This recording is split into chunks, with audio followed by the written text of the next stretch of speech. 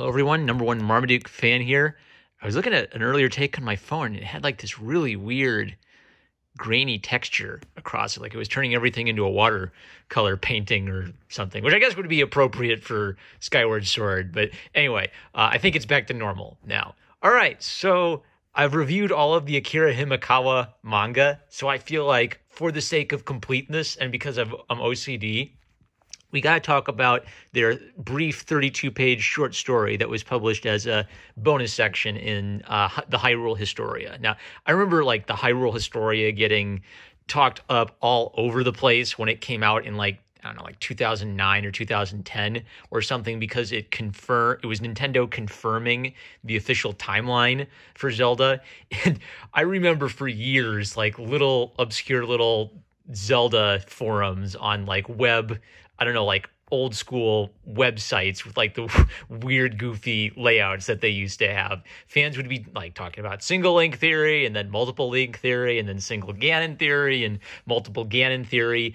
And this basically kind of like cemented that. Now, I guess you could hate the Hyrule Historia official timeline and reject it as canon, kind of like Han Solo shot first, Dak Nabbit. But this was kind of the end of that little era of internet nerdery. It also has a nice little manga by Akira Himekawa. It's not my favorite one of theirs, but I'll comment on it more.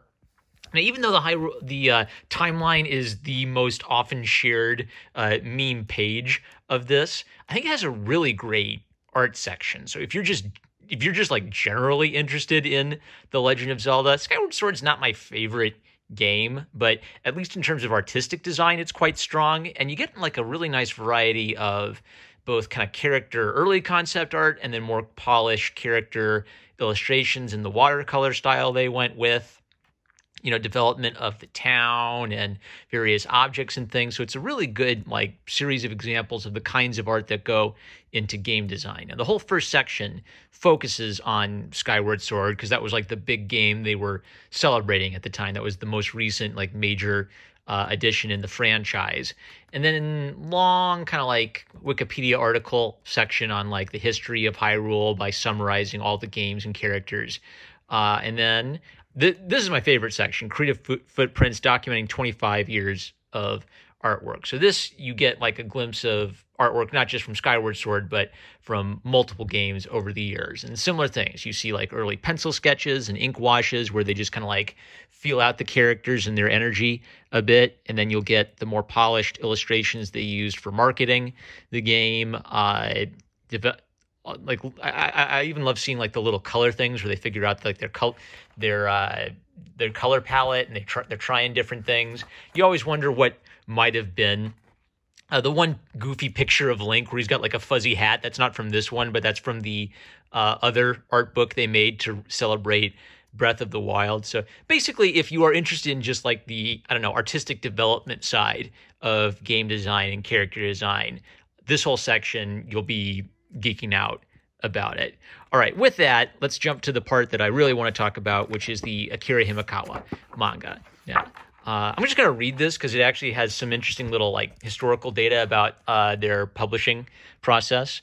Congratulations on the 25th anniversary of the birth of The Legend of Zelda, and congratulations also on the eagerly anticipated release of the latest in the series, Skyward Sword. We've been given the task of creating the comic versions of Zelda games since 1999.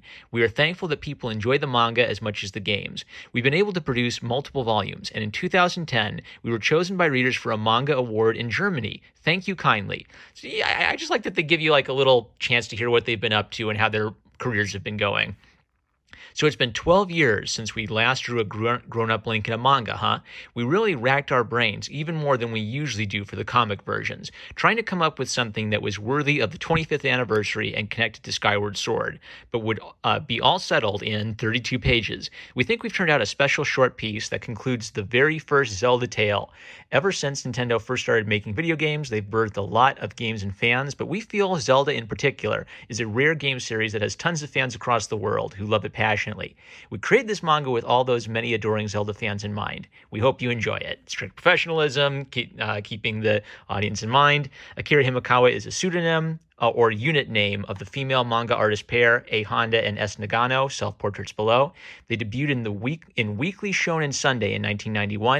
In 1999, they began serializing The Legend of Zelda Ocarina of Time in Shogaku Gonensei, 5th grade student, and Shogaku Roku Nensei, 6th grade student. So that was kind of interesting to me because I didn't know they had magazines devoted to like a whole grade year. Like imagine if we had like 4th grade comics, fifth grade comics, and they're all targeted at that reading level.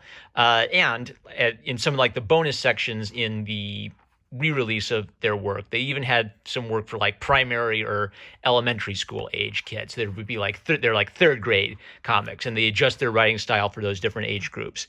10 volumes of their Legend of Zelda manga have been published by Shogakukan, and they don't have a translation of that, so I don't know what grade level that would be.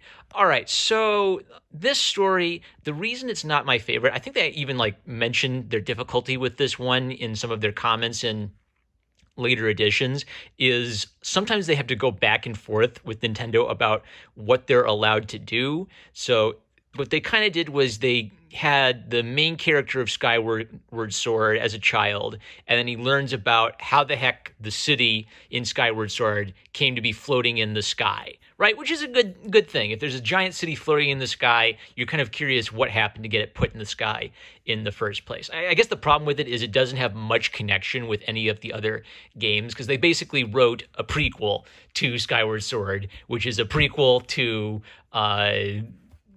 Minish Cap, which is a prequel to the Ocarina of Time, which was supposed to be a prequel to all the other Zelda games. Like Nintendo just keeps going back and back, farther and farther and farther and farther.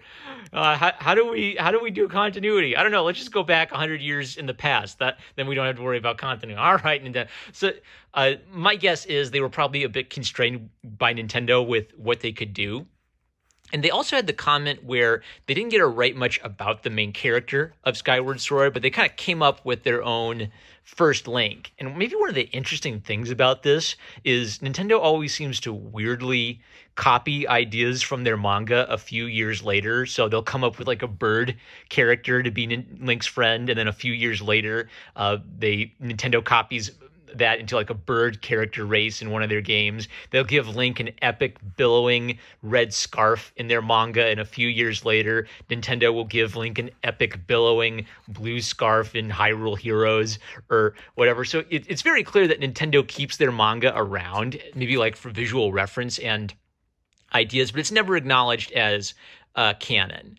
So the young protagonist of Skyward Sword sees one of these birds that he kind of has a connection with, and then we flash back in time to when the city was not floating in the sky. It was just the normal little land of Hylia, and this prisoner who is also named Link, the first Link, unless we rewind unless in 20 years Nintendo decides to rewind another 100 years and have another first Link. But as far as we know, the first Link is chained up. They're mad at him because he has prophesied that a calamity is coming on them, and now that they realize he's right, they're going to release him and put him to work as a warrior. The goddess Hylia approaches them with a bird, and the bird is not impressed. He doesn't think that any of the human beings have what it takes to defend themselves from the demonic evil that is coming. And Link, this version of Link is just very purely a hero, doesn't have like a real strong. I guess he's like sad about being a prisoner for years and years, but he doesn't really have like a big struggle that defines him. But he's very much a consummate, pure-hearted hero. He defiantly promises that they're going to do it. And he's given the Master Sword like he always gets. They reforge the Master Sword, and the evil calamity falls upon them. Now, Zelda is always a very straightforward fantasy series, but something I think Akira Himekawa accomplished in a lot of their longer format works, and even in some of their other little like shorter works where they were constrained, they always nail like giving the hero some kind of weakness, even if his weakness is he's kind of a bit naively sweet. They'll still kind of underscore the point that he's a little like, I don't know, he doesn't know. Even if their whole point is the hero is very pure-hearted and innocent, they'll kind of have that as something he has to struggle with by the end of his journey. This one, it's just very straightforward. Like, the good guy has to fight the bad guy with a sword, and he beats him with the sword. And the Master Sword itself is what raises the city into the sky to protect it from the evil demon. Now, there is an interesting twisteroo where at the end the hero dies, and Hylia takes compassion on him, very reminiscent of the Pietà by Michelangelo there, all that kind of classic imagery. And she decides that out of compassion for him, she's going to allow his spirit to continue on as a protector for that realm. So it's basically what they did, given this opportunity, is they came up with a origin story or an explanation of why is it that there always seems to be a Link and a Zelda. Every 100 years or every generation, there's a Link and a Zelda, and that's always what their name is. And here it's given kind of a spiritual explanation that the goddess Hylia herself has made sure that Link's spirit will continue on, and she will actually incarnate as a human. So it's almost kind of mashing up, I don't know, Buddhist Shinto reincarnation ideas with a Christian idea of the divine incarnating as a human being, a woman in this case, to protect the world. So there's always been like a subtle Christian subtext to Zelda, but they kind of like mash it up, I guess, with their own religious ideas and change it up. So I do like the element of, I don't know, using a prequel as an opportunity to explain a mystical aspect of the world. The main character doesn't make too big of an impression. He's kind of just a perfect hero. And then this story is being told in class as a way of kind of like instructing the actual Link, the protagonist of the game, and why he should be a hero. He kind of doesn't take to it, and then he goes out and he meets the bird and kind of forms an emotional connection with a bird. Now, it's a little weird because this almost makes it seem like, is she reincarnated as Zelda or is she reincarnated as the bird? What I would have liked to have seen Zelda, given that Zelda is such a central character to this series and an important character in the game. But, you know, with 32 pages, they told a very straightforward, very pure, simple little, the hero defeats the evil with the magic sword and protects the realm and establishes a legacy. And I do like that they tied it in with the protagonist of the game at the end. I almost wouldn't have minded if they more focused on the protagonist of the game and kind of made it a bit more about, like, I don't know, his need to become a hero, and have this whole thing kind of be like an epic backstory that's in the background, maybe something inspiring him, maybe something that he doesn't feel like he can live up to. But I always feel like it's more important to tap into, if you have a human protagonist, a human flawed protagonist, then human protagonists aren't Christ. They may become Christ-like over the course of their journey, but human protagonists are weak, human protagonists are flawed, and I feel like that could have been something that was more emphasized in this one. So it's not my favorite Akira Himekawa manga in terms of story. In terms of art, like, I really love the color pages at the start. I would love to see color art become a more common element of how manga is published. They do a lot of neat stuff with. I feel like at this point in their career, they're developing their style. They're always developing their style and refining their style. And at this point, they're kind of like bringing in some cool fantasy elements into their borders. They're really elongating a lot of the figures and giving them kind of like a flowing, beautiful grace that's very otherworldly and cool.